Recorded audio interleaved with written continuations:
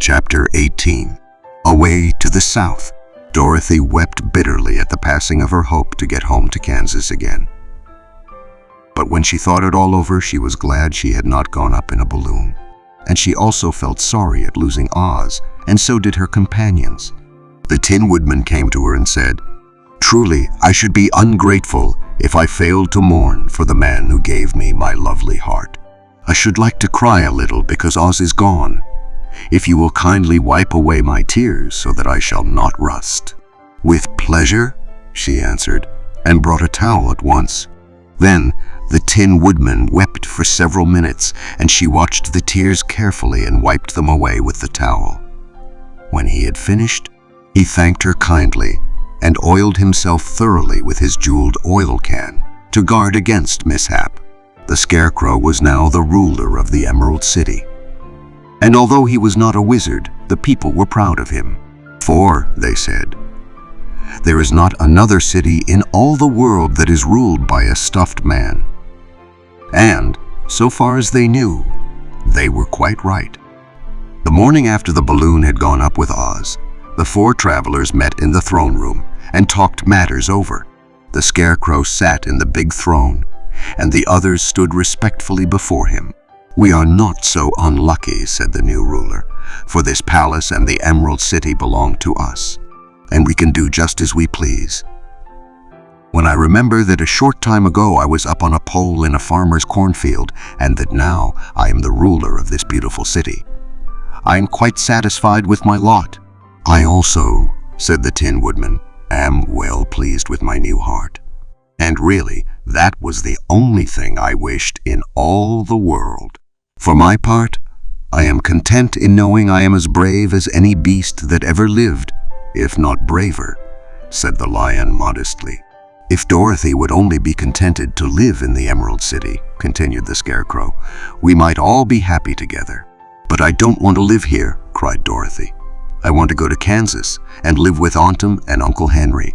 "Well then, what can be done?" inquired the Woodman. The Scarecrow decided to think, and he thought so hard that the pins and needles began to stick out of his brains. Finally he said, "Why not call the winged monkeys and ask them to carry you over the desert?" "I never thought of that," said Dorothy joyfully. "It's just the thing. I'll go at once for the golden cap." When she brought it into the throne room, she spoke the magic words, and soon the band of winged monkeys flew in through the open window and stood beside her. "This is the second time you have called us," said the Monkey King, bowing before the little girl. "What do you wish?" "I want you to fly with me to Kansas," said Dorothy. But the Monkey King shook his head. "That cannot be done," he said.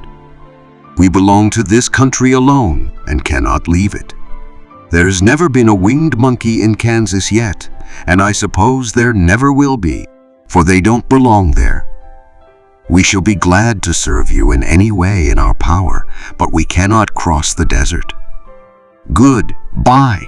And with another bow, the Monkey King spread his wings and flew away through the window, followed by all his band.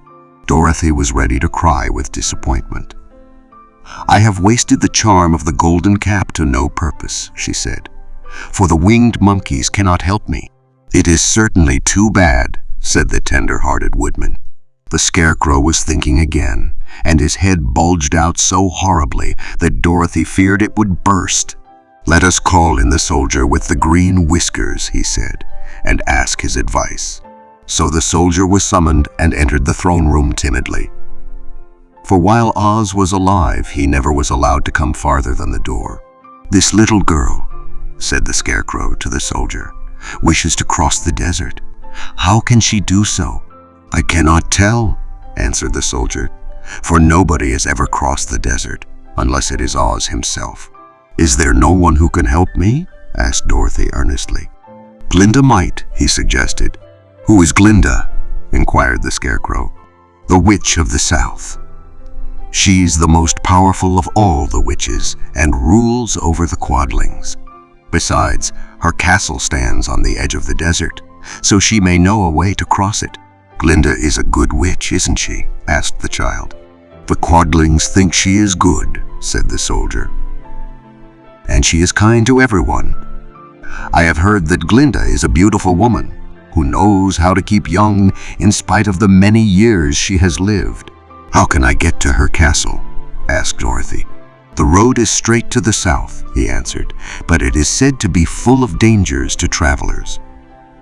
There are wild beasts in the woods, and a race of queer men who do not like strangers to cross their country. For this reason, none of the quadlings ever come to the Emerald City." The soldier then left them, and the Scarecrow said, "It seems, in spite of dangers, that the best thing Dorothy can do is to travel to the land of the South and ask Glinda to help her. For of course, if Dorothy stays here, she will never get back to Kansas." "You must have been thinking again," remarked the Tin Woodman. "I have," said the Scarecrow. "I shall go with Dorothy," declared the Lion, "for I am tired of your city and long for the woods and the country again. I am really a wild beast, you know. Besides, Dorothy will need someone to protect her." "That is true," agreed the Woodman. "My axe may be of service to her, so I also will go with her to the land of the South." "When shall we start?" asked the Scarecrow. "Are you going?" they asked in surprise. "Certainly. If it wasn't for Dorothy, I should never have had brains. She lifted me from the pole in the cornfield and brought me to the Emerald City, so my good luck is all due to her, and I shall never leave her until she starts back to Kansas for good and all." "Thank you," said Dorothy gratefully. "You are all very kind to me, but I should like to start as soon as possible." "We shall go tomorrow morning," returned the Scarecrow. "So now let us all get ready, for it will be a long journey."